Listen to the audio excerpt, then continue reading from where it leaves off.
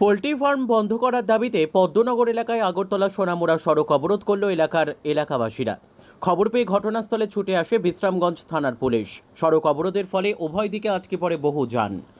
জানা যায়, পদ্মনগর এলাকায় শাসক দলের নেতা স্বপন দেবনাথের পোল্ট্রি ফার্মের দুর্গন্ধে অতিষ্ঠ এলাকাবাসী একাধিকবার ওই পোল্ট্রি ফার্ম বন্ধ করার দাবিতে সড়ক অবরোধ করেছিলেন এলাকাবাসী। পরবর্তী সময়ে সোনামুড়া মহকুমা প্রশাসনের পক্ষ থেকে দ্রুত ওই পোল্ট্রি ফার্ম বন্ধ করতে স্বপন দেবনাথকে নোটিশ দেয়।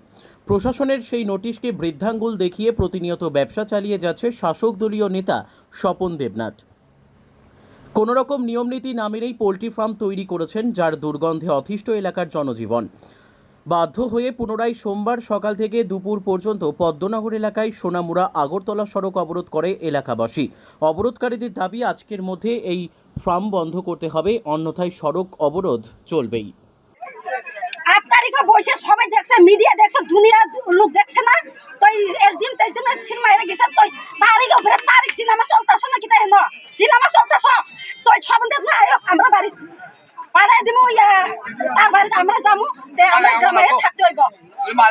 তারিখ উপরে তারিখ সিনেমা চলতেছ না,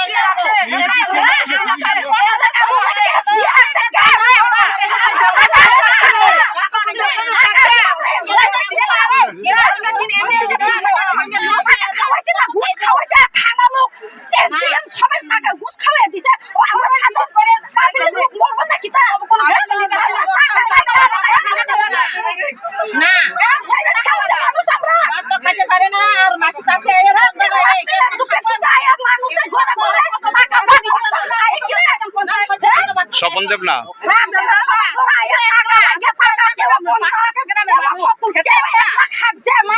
গ্রামের মানুষ একজন টাকা নিব, একজন টাকা খাইব, কয়দিন খাইব, কোন খাইব, আর দিন সবাই কিটা খাইব, কিটা খাইব। একটা ভালো লাগে দুনিয়া না, আমরা গ্রামের লোক সব খাইরা। Bureau report, news tele Bharat.